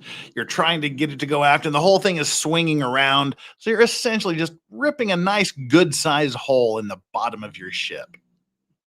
Bring the propeller blades clean off. With no propeller blades to create drag, the propeller shaft spins wildly and the engines surge. Below deck, Foxley and his engineers work hard in the flooding engine rooms to stop the engines. The last thing they do before abandoning their posts is open the steam vents. If the cold water comes in contact with the boilers and there's still steam pressure in them, they could potentially explode. Yeah. The venting steam will slowly relieve that pressure. At this moment, the Atlantic's full starboard broadside is lodged on the rocks. The lights are out, and the lower decks and stern are rapidly flooding. Realizing the imminent disaster, the captain takes immediate action and issues 3 orders. Most importantly, all hands on deck. Stewards are to wake all passengers as quickly as possible. As the first order is conveyed to the crew, stewards and other victualling staff begin running through the creaking and slanting corridors, shouting and pounding on doors, ordering all passengers up and out on deck. With the ship in darkness, it takes these passengers extra time to put on their clothing and collect their valuables, not trusting to leave them behind in case this is a false alarm. Captain Williams's second order is for the officers and sailors to ready and launch the lifeboats. This is not like the Titanic. There is no moment of calm to let the crew prepare the boats and politely request passengers to board. The boats are heaved out as waves crash over the decks, smashing a few of the boats as they prepared them. When passengers began to emerge on deck, they were thrown into the boats. The crew didn't know this, but they only have a 5-minute window to get these lifeboats away from the ship before it would become too unstable. The third order from the captain is for quartermasters Roylance and Speakman to begin firing the ship's distress rockets from the bridge. They do so, taking turns and firing them as quickly as they can. Neither the crew, nor the passengers, nor the captain know exactly where they are. They do not know if they struck an island, or a lone rock, or the Canadian mainland. With any luck, the rockets could hail another ship nearby, or perhaps the residents of one of the countless fishing villages along the Nova Scotian coastline. The first lifeboat is swung out and loaded with a handful of women and children. It's launched on the port side of the ship, which is facing the open sea. It's launched successfully, but once the boat is free in the water, the inexperienced oarsmen are no match for the pounding sea. The boat is lifted by each wave and thrown hard into the side of the stricken Atlantic. It's dashed to pieces, along with everyone on board. Another lifeboat is loaded with a few women and children, in addition to a few dozen men under the command of Second Officer Metcalf. A fight takes place around this boat. Captain Williams deems the lifeboats unsafe and orders everyone out of the boat. So again, we come to another decision the captain has to make. He watched the first lifeboat being launched on the ocean side get smashed to pieces and kill every single woman and child on that lifeboat. Now they're going to try to launch another ship on the landward side.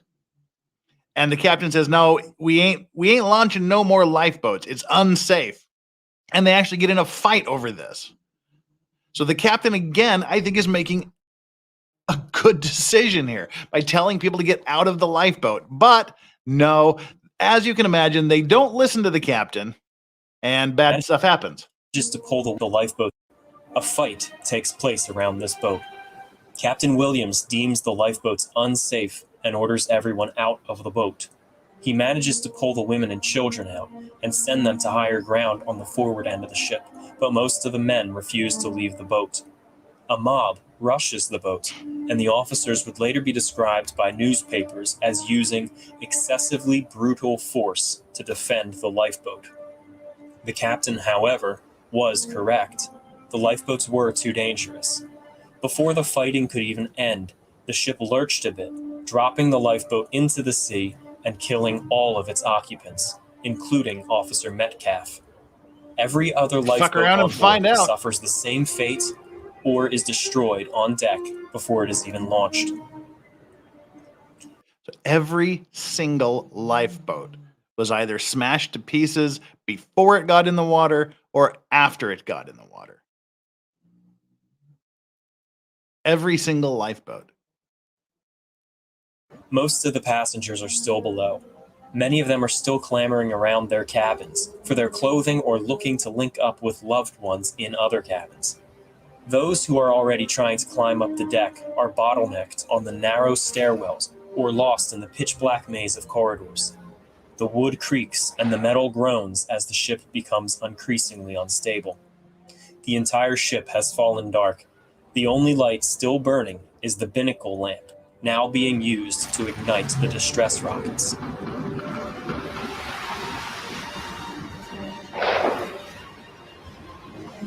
The rockets do produce some results. Mars Island has a family of fishermen living on it, the Clancy family. Michael Clancy, the father of the family, hears the rockets and goes out to see what is going on. Quartermasters Roylance and Speakman are unorganized and panicked in their firing of the rockets. They do their best, but they fumble a lot. Their 9th distress rocket misfires, detonating on the deck of the bridge.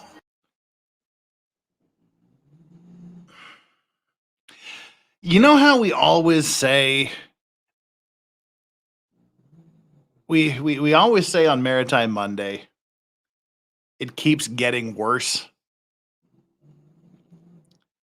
Well, that is essentially what happens with this ship as well. It just gets worse. It keeps getting worse. When you think it's not going to get worse, it does. Well, KT, this is even more than the Murphy's what can go wrong will go wrong. This is just, it keeps going wrong in a worse way. So now the 9th rocket explodes on the deck of the ship.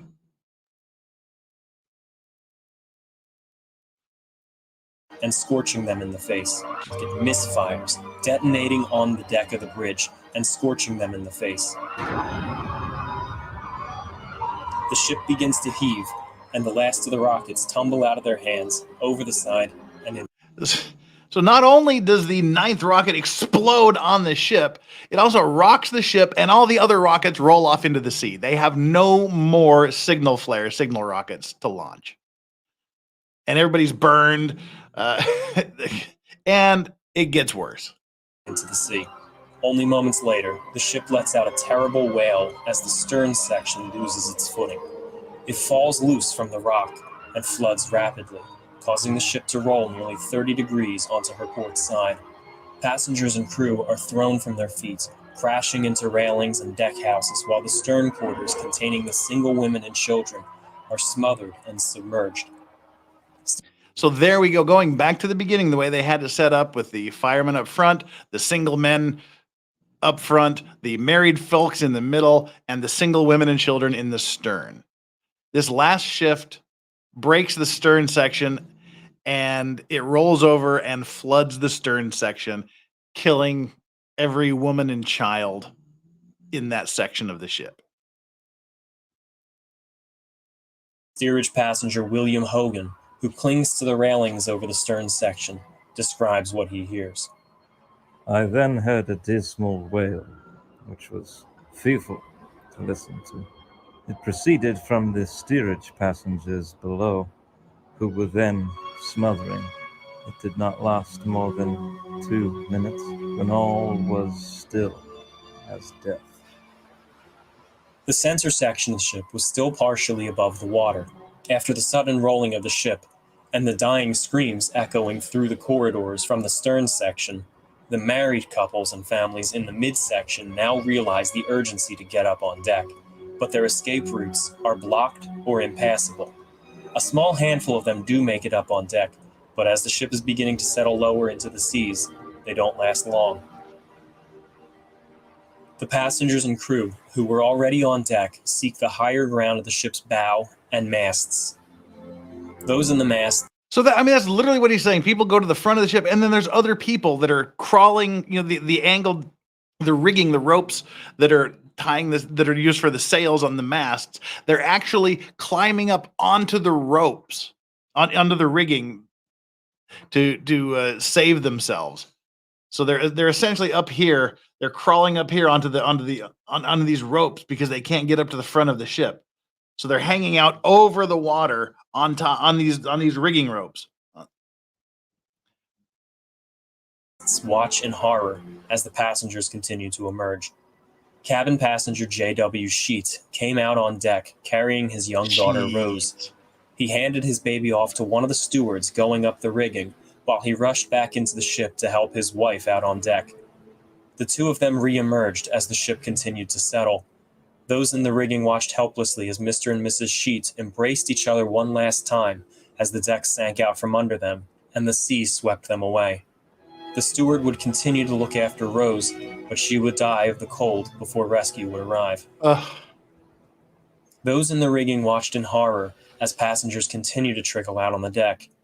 As they emerged, they no doubt felt a sense of hope, but none of them would make it.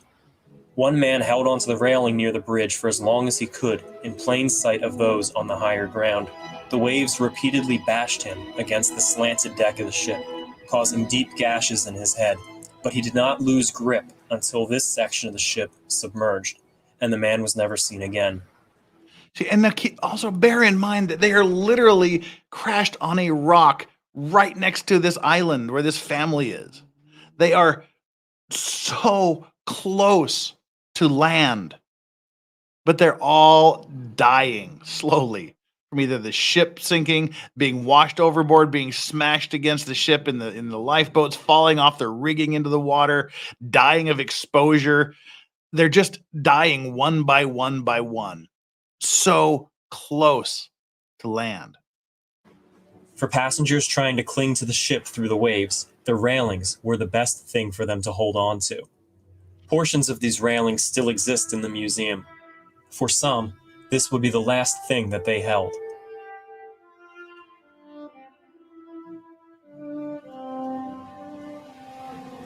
As the ship settled even more, the passengers and crew in the rigging were forced to climb even higher. The waves claimed those who couldn't climb fast enough. Once more, the ship lost its footing and rolled harder onto its port side, the masts now pointed out to the horizon. Those still trapped in the central quarters or the cabin class sections were drowned in their cabins.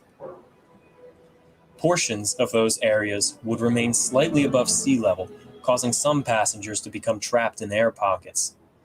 Inaccessible to anyone on the outside of the ship, they would watch out the portholes as the waves crashed over their part of the ship, just like this one. The broken glass is a testament to the violence of the disaster. Their fate was slow and drawn out. The ship would not settle much more. Instead, they were drowned as the tide slowly rose. Lauriston and her daughter Lillian Davidson were among those drowned in this section.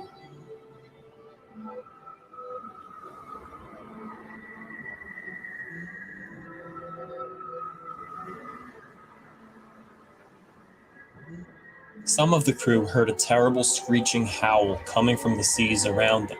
Mariners had long been superstitious about sea monsters, but sea lions could pose a serious threat for large groups of people already. Now they've got to worry about sea lions eating them. I swear to God, this is the ultimate. Things kept getting worse. Now they're in fear of sea lions. Rockets exploding on deck and sea lions are not on their bingo cards. Exactly, Katie. Enter sea lions, or fear of sea lions, we should say. Ready in peril.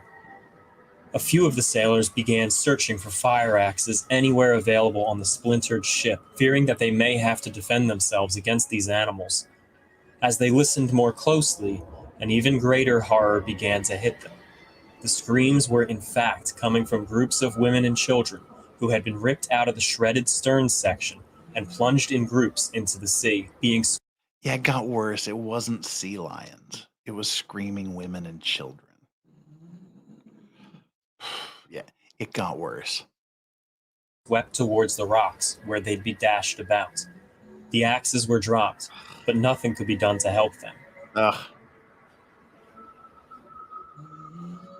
Meanwhile, geysers had begun shooting out of broken portholes in the midsection as waves were gutting the inside of the ship. Chief Officer Firth continued to lead the few surviving passengers and crew he had with him higher and higher up the mizzenmast to escape the rising waters. This group eventually dwindled down to only 3 people: himself, a cabin boy, and a young woman, Mrs. Rosa Bateman. Captain Williams led a larger group of passengers and crew up to the point of the bow, where he and his crew decided on what's best for them to do. To them, it seems like their only hope is to try to find a way to safely get people to the shore by means of running a rope from the bow of the ship down to Golden Rule Rock and perhaps further to the shore. Owens was given a life belt by the steward, and he went first. But he succumbed to the cold and was pulled back aboard. I went next, and only by the mercy of God did I make it. I found a man on the rock, half dead, somehow washed there. I shook him awake and had him help me affix the rope. So they're tying a rope to this tiny little rock that is poking up above the waves. And they're trying to funnel people onto this rock so that they can get them to shore from this rock. The men from the wreck climbed down on the rope to the rock and affixed 4 of the lines. Waves were breaking on the rock, and frigid sea spray made the task nearly impossible.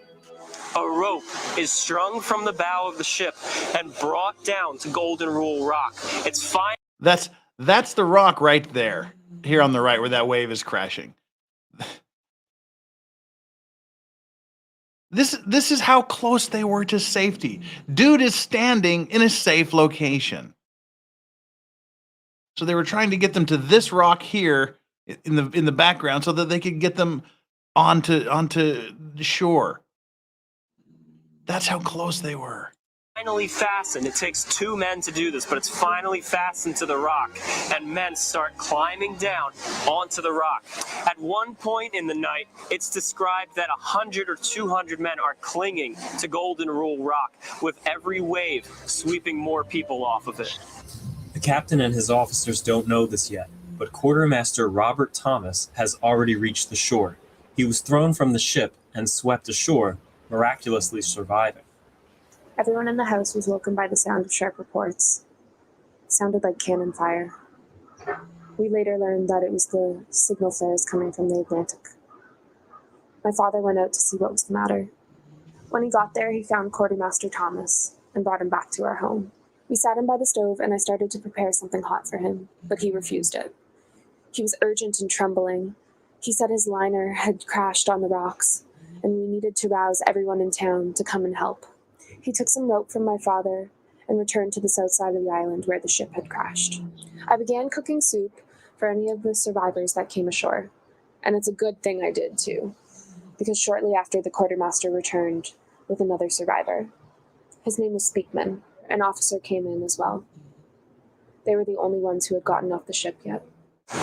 By this point, 5 ropes are now strung between the bow of the Atlantic and Golden Rule Rock, and they are now working on bringing an additional line from the rock to the actual shoreline.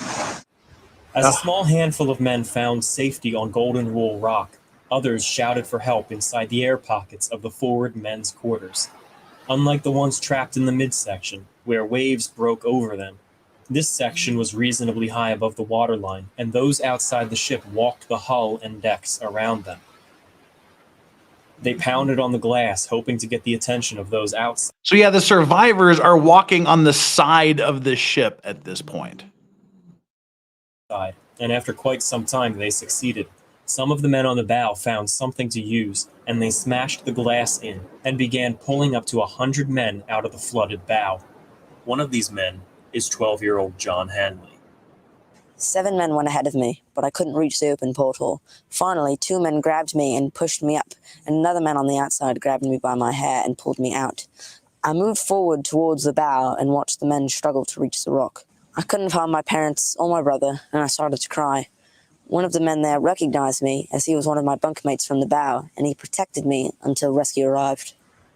The crew on shore return along with many of the local residents. They've brought their own fishing boats out from the neighboring islands and the mainland and are eager to begin helping. The easiest place for the boats to get to is Golden Rule Rock. They can't quite make it out to the ship yet, or they're intimidated by the wreckage.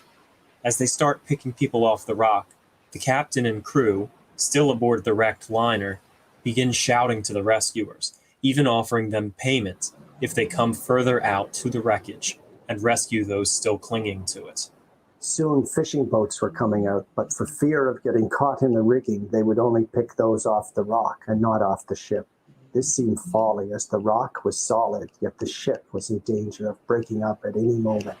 She was already beginning to buckle at the mainmast, and I feared the hull would break at any moment. Another boat arrived on scene and came to us, taking us ashore as fast as they could row. I was one of the last to leave the bow, but there were still a handful of poor souls trapped in the rigging of the mizzenmast. Golden Rule Rock and the bow of the Atlantic had been completely evacuated of those still alive. But someone was still shouting for help from the wreck. Chief Officer Firth, Rosa Bateman, and the cabin boy were at the tip of the mizzenmast, but after a few failed attempts, the rescue boats decided they were unable to be saved. Officer Firth noticed that Rosa was becoming weak and worried that she might lose grip and fall into the sea. He tied her to the mast, hoping that somehow they'll still be saved. Reverend Ancient, a reverend of St. Paul's Church. That's the coolest name for a reverend, dude. Reverend Ancient. He doesn't look that old, but his name was Reverend Ancient. I like that. Anglican church here in the area. Woke up and went about his morning routine of going to a friend's house where they usually cook him breakfast. Now he gets there and there's no breakfast, and he was a little surprised by this. Even more startling, no one's home. He walks around a little bit and he finds that he can't find anyone, and he's wondering what's up. And then eventually he finds out that everyone is down at the wreck of the Atlantic helping with the rescue efforts. He had been in the Royal Navy, and he had left the Navy to become a clergyman. He was about 6 feet tall, very athletic, an experienced sailor from the Royal Navy. So he arrived at the wreck site, and the boats are pulled up, and everybody's got a fire going, and he looks out, he sees two people alive. And he said, "What's up? Those people are there." And so he asked Edmund Ryan about it, and he said, "We can't get to them." William Ancient went out in a boat, got a crew together, and went out and rescued John Firth in a very dramatic rescue. He went aboard the ship. He rescued the boy. The boy jumped, and they managed to rescue him. But he went down and got Firth. He took a long piece of rope and kept tying it on, and eventually he was in the water himself. And he threw a line up to Firth to tie around his waist. Firth coming down, as soon as his knees bent after being up there so long, he fell in. Ancient managed to haul him back, and he got him up, and he was saved. So Ancient saved the last person saved. For that, he became known as the man who led the rescue. And he said, now, something though about that guy that bent his legs and fell into the water, he broke both of his shins against the rocks. So he broke both of his legs. And the story is that Reverend Ancient said something along the lines of, "Don't worry about your shins, worry about the rest of your body," or something to that effect, and hauled him into the boat. He became known as the man who led the rescue. And he said, "Well, not really." There's a document with his signature on it that says that he arrived at the site at about noon, and the rescue was finished when he arrived. Chief Officer John Firth was the last person to leave the wreckage. He got credit for standing by Rosa Bateman, but truth be told, he couldn't swim. He made no claim to being heroic. He couldn't swim, but he actually said that Rosa Bateman was heroic because she kept up all their spirits. It was one of the most haunting sights of the entire disaster because she supposedly was very beautiful, but she was tied to this mast and with the waves hitting her for so long, she was actually already falling apart. Her clothes were coming off. As described by the officer, her eyes were starting to come out, and her face was sunken.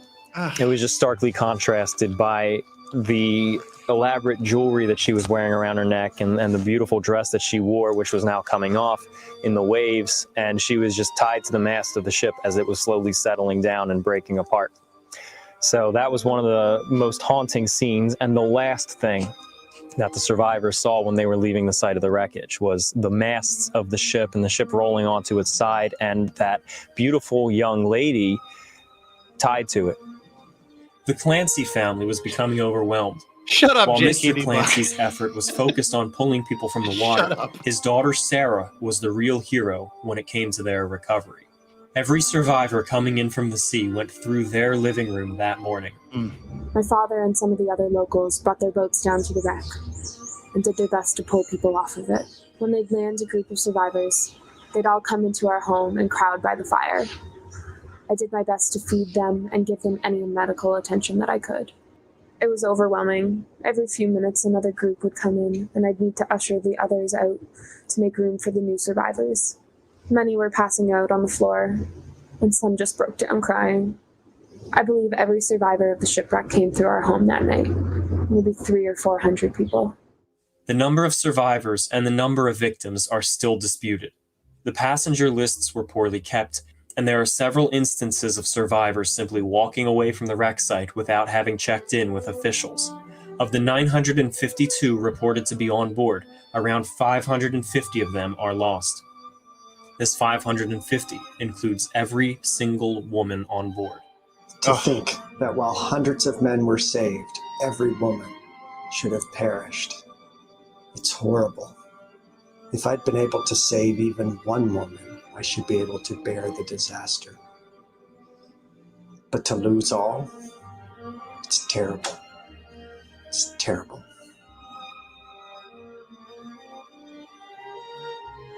The only child to survive the wreck is John Hindley. We were all cared for by Mrs. O'Reilly. She took us in and fed us and sheltered us. She made sure I was especially looked after. While Sarah had opened her house up to the Every single woman died. Every child except one died. 550 people-ish died in this accident. the survivors, it seems that every resident of Lower Prospect was on site or assisting in some way. But once the last of the survivors were off the ship, the town helped themselves to the fixtures and cargo from the wreck. There was a lot of accusations made about pillaging the wreck, which are probably true. Not that these were bad people, these were God-fearing people. They lived from hand to mouth. And when a wreck, this goes for all of this part of the world, when a ship came ashore, they moved heaven and earth to save the people. But once the people were off, they moved heaven and earth to get what they could before the darn thing went down. And then they often held Thanksgiving services at church to give thanks for their good fortune. It's one of those things that you can judge, but you have to be there. By the afternoon of April 1st, the ship had broken in half, with only a small sliver of its hull still above the surface. One company was tasked with sending divers into the wreck to... Now, I mentioned that April Fools came into play here. One thing he doesn't mention in this video, and I encourage everyone who's watching this and is fascinated by this to go watch his 150th anniversary video about this accident. He gets a lot more into the amazing search and rescue operations that went underway. People like young boys, 11, 12 years old, rowing boats to neighboring islands to get people involved. And, he gets a lot into the heroics that actually happened from the landward side of people. And one of the things that he mentioned was that they went over to another island to try to get some of the fishing village people there to help. And they initially thought it was an April Fool's joke, which kind of delayed their services a bit.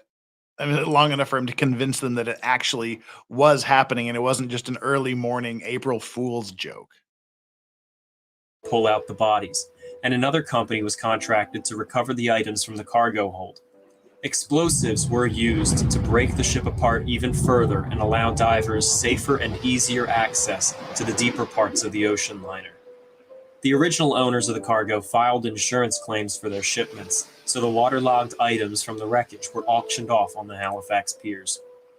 The bodies were lined on the shore and taken care of as best as they could be by officials. The duty of the SS Atlantic's officers did not end when the ship went down.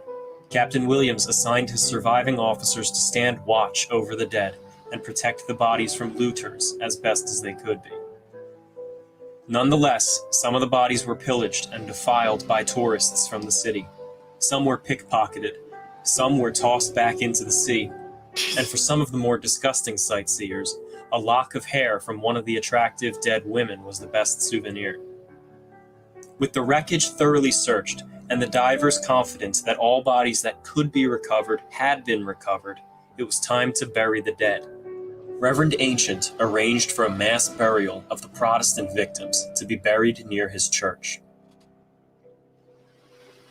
The bodies were pulled out of the wreck and piled up on what's called the Hill of the Dead on the islands out there. And then they were boated in here and divided up between the Catholics and the Protestants. And this is the Protestant site right here. The 277 were buried under the guidance of Reverend Ancient.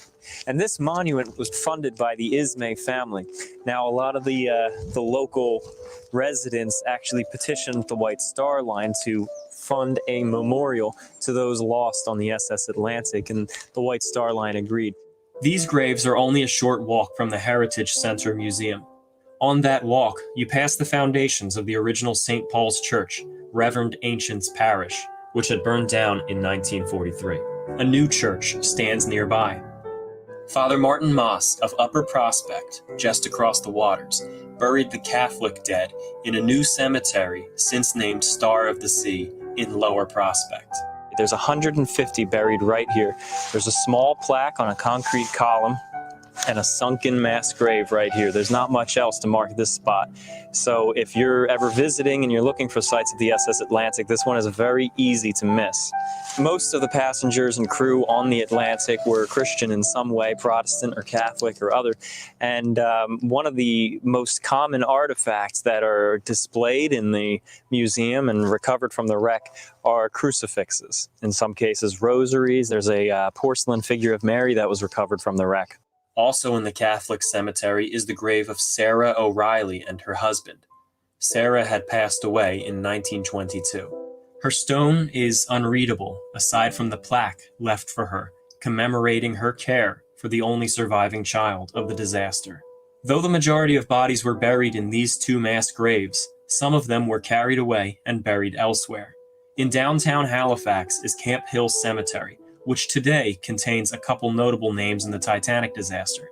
But by the Summer Street entrance, two of Atlantic's victims are buried. There are rumored to be up to 6 different graves of victims of the SS Atlantic here. Now, we've been searching here all day and we've only been able to find one. This one right here of Ambrose Worthington, the purser of the SS Atlantic. He was only 23 years old and was from Fleetwood, England.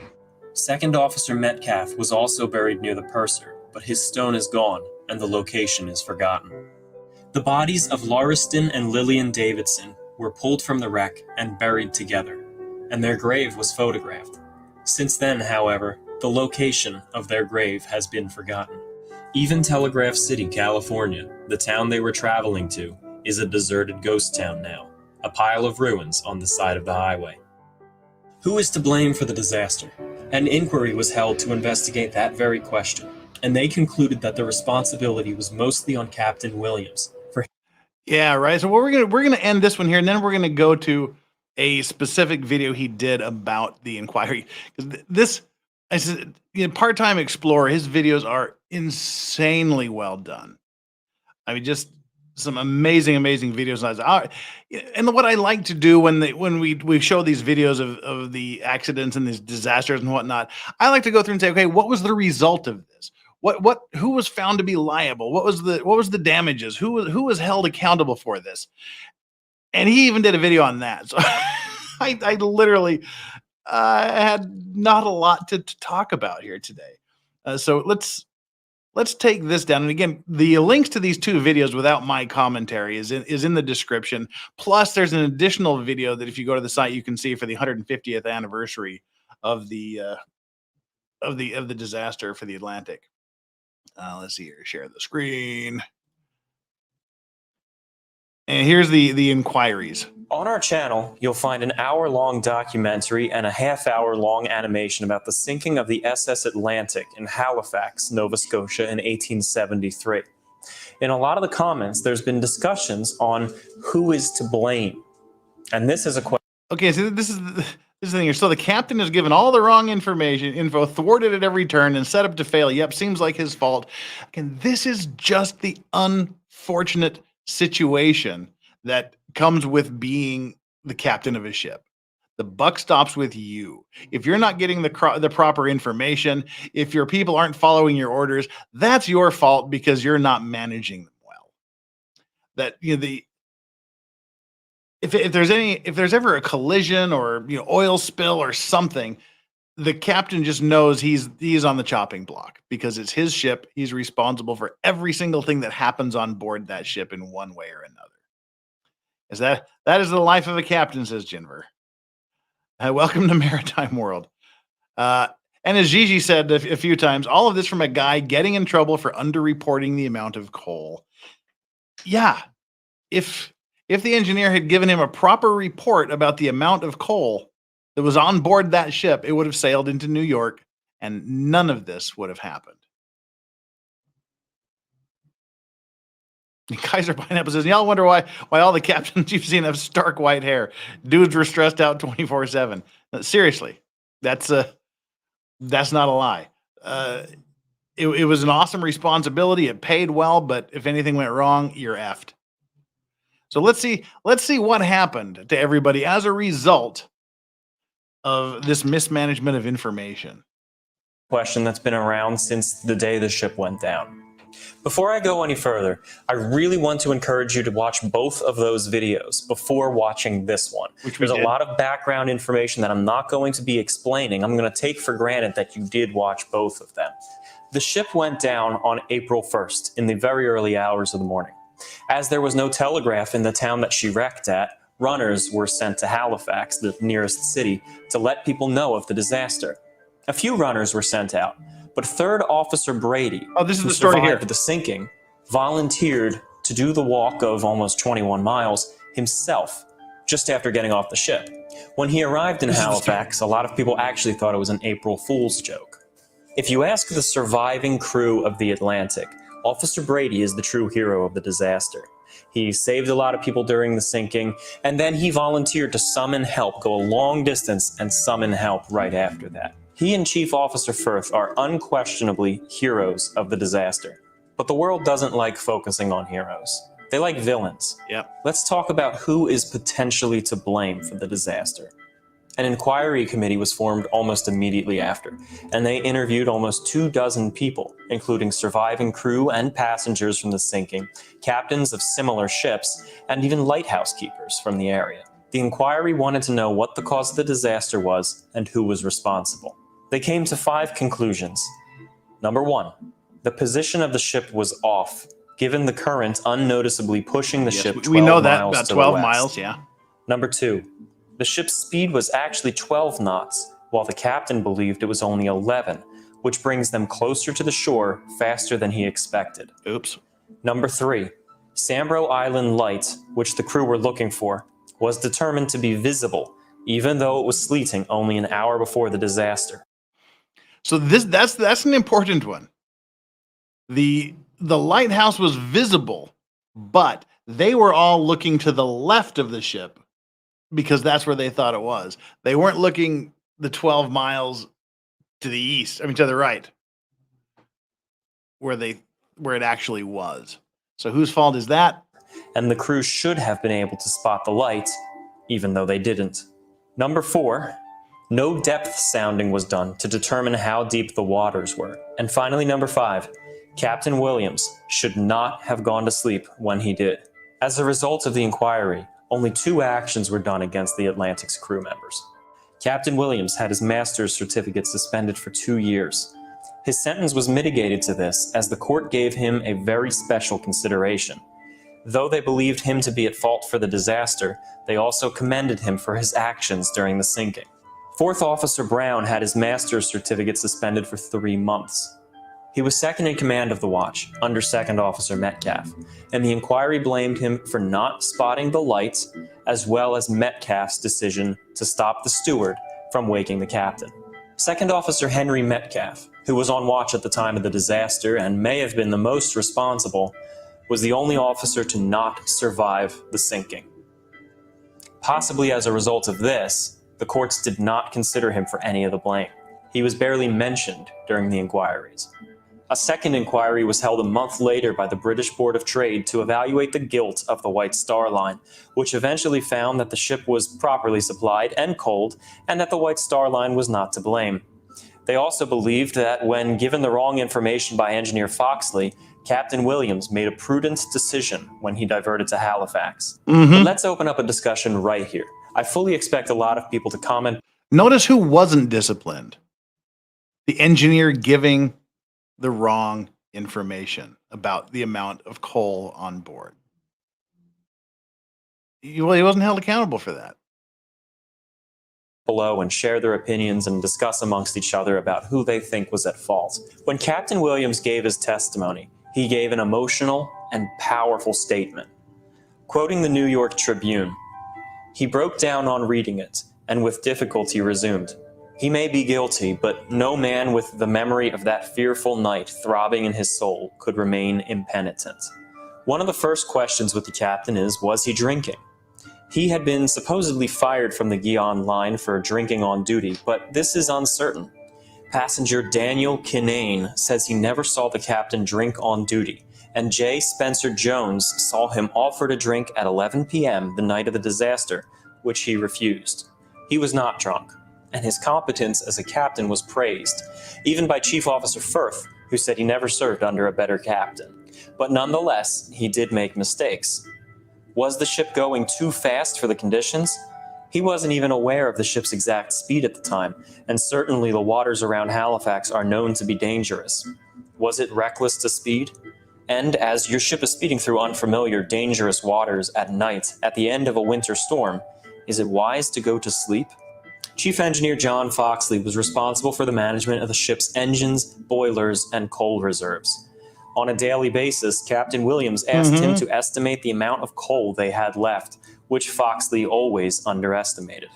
The reasoning behind underestimating the coal reserves is sound. There's no questioning that. It's always best to underestimate something that you're relying on, be it food or coal or even just the money in your pocket.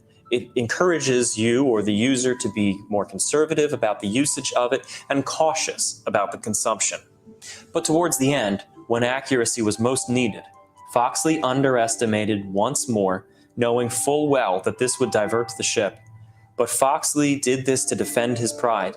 In fact, it wasn't even so much his pride as it was that captains and company officials really discourage engineers from underestimating like this. They don't feel it's in the chief engineer's authority to misguide his superiors based on his own instincts. Exactly. He should present the facts exactly as they are, with which suggestions are always accepted and welcomed, but not take matters into his own hands and mislead those relying on him. Foxley did testify that he knew that the ship had more than enough coal to reach New York, and a diversion was unnecessary. He claims to have told the captain this, but Williams and other eyewitnesses disagree.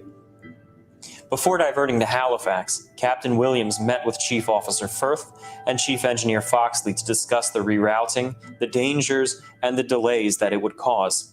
Even having these considerations expressly explained to him, he still agreed to divert based on his own misinformation. During the sinking, however, Foxley also acted... Okay, real quick here. Dave T. Gitz says, so how did underestimating the coal cause the wreck? Did the ship change course? Yeah, that was, yes, exactly. You'll have to go back and watch from the beginning. That was a huge part of it. The captain thought there would only be 3 tons of coal, give or take to get safely to New York, but they actually had 33 tons of coal on board and could have sailed safely to New York with no problems whatsoever. But he thought they were running the risk of running out of coal, so he diverted to Nova Scotia, and the accident happened. Heroically, keeping his crew in the boiler rooms, which had already lost all lighting and were rapidly flooding, just long enough to extinguish all boilers and cut the engine. If not for this, the ship would have broken itself apart more rapidly, perhaps even blowing itself in half and killing many more. Finally, Second Officer Metcalf. He had actually already been condemned for a previous disaster. While on watch, his ship ran down and sank another ship. Very little details remains on this event, unfortunately, so I can't go into too much explanation about it. But that happened. Just saying. Captain Williams told Officer Metcalf to wake him at 3 a.m. or when they spot the lighthouse, at which point they would stop the ship and anchor until morning, Whichever's when they'd first. navigate into the harbor by daylight. At 3:15, the ship struck the rock. Had Metcalf woken up Captain Williams, the ship would probably have stopped around 3:05 or 3:10 and safely anchored that night. By morning, yes, they would have woken up to the sight of land only a mile ahead of them, and yes, they would have certainly been shaken, and they'd realize what would have happened if they hadn't stopped. Captain Williams was cutting it close. Nonetheless, Officer Metcalf did not wake up the captain. In fact, not only did he fail to wake him up, but he seems to have deliberately shown intent to disobey the orders to wake him up. A steward was sent up to wake the captain at 2:45, and Officer Metcalf stopped him. A little after 3, the quartermaster at the helm warned Metcalf that they were getting dangerously close to land. Of course, no land was visible, but this quartermaster knew Halifax and was speaking on instinct. Metcalf disregarded him. 5 minutes after the collision, Metcalf had a heated fight with the captain. Metcalf insisted on launching the lifeboats, while Captain Williams insisted that the lifeboats were too dangerous. Metcalf stood in one of the lifeboats, leaning against the falls, shouting at the captain on deck, who was pulling the women and children away from the lifeboats. They shouted back and forth in anger, but they were interrupted by the collapsing of the boat, crashing down into the sea, killing all on board, including Officer Metcalf. What are your thoughts? Can blame be placed on any one individual, or a combination of them, or a little bit of all of them? Or were the elements simply against them and you can't pinpoint it on one specific person? Is there anything I left out? Anyone or anything? Leave a comment below with your thoughts and feel free to discuss with each other. And don't forget to please support the SS Atlantic Heritage Society at www.ssatlantic.com. Go check them out too.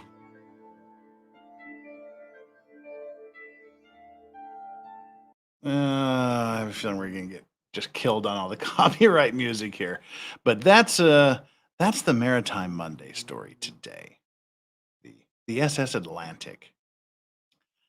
Who do you guys think should be responsible for this? Me.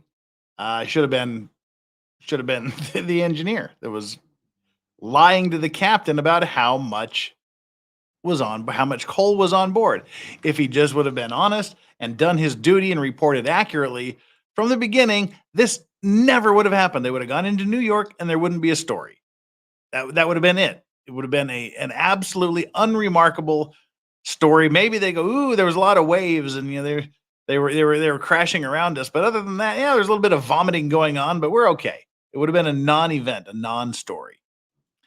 But again, it wasn't. And so that leads us to our like and subscribe poll here. We got 259 of you here. We're going to wrap this up in a minute and send you off somewhere else. But the like and subscribe poll today was who's to blame? What's to blame for today's accident? 7% of you said greed. 10% of you said negligence. And I think 51% of you gave the correct answer, which was greed and negligence. Want to go fast, want to get there, want to save coal, etc., etc. You want negligence in. I don't even know if it's negligence to falsely report. It's just more intentional, an intentional act of not reporting the proper amount of coal on board. And 32% of you said cannibals. Unfortunately, no cannibals that we're aware of in this case. That's the like and subscribe poll for today. All right, what I'm going to do now is I'm going to send you over for the Crumley trial to Megan Fox. We're gonna send you on over there to her. Let her know it's a Legal Vices raid, and you're happy to see her and like her video. Subscribe to her channel if you haven't already done so. And if you don't want to go to Megan Fox, go somewhere else. So, all right, people, thank you so much for joining me for another Maritime Monday. Again, so it's our second slowest show of the week. It's a little niche thing here that we do on Mondays. Tomorrow we're going to be doing the Clayton Eckerd, Laura Owens. Okay, I'm so used to calling her Jane Doe that anyway, the Jane Doe Laura Owens pregnant by oral case. Yeah. And Wednesday we'll be probably watching the Crumley closing arguments. I've been asked by a bunch of people to watch that and comment on it. People tell me it's insane. So that's probably what we're going to do Wednesday. Thursday we'll continue with the closing arguments in the O.J. Simpson case. And Friday, not sure yet. So that's what's coming up here. Mods, thank you so much for being here. Thank you. Jennifer and Saber Dragon, thank you so much for the super chats tonight. Deeply appreciate the support. And chat, thank you also for being here, for participating, for liking, for subscribing, and doing all those other things. We'll see you tomorrow. Let's go over and say hi to Megan Fox. Thank you, everybody, and have a good morning, afternoon, evening, night.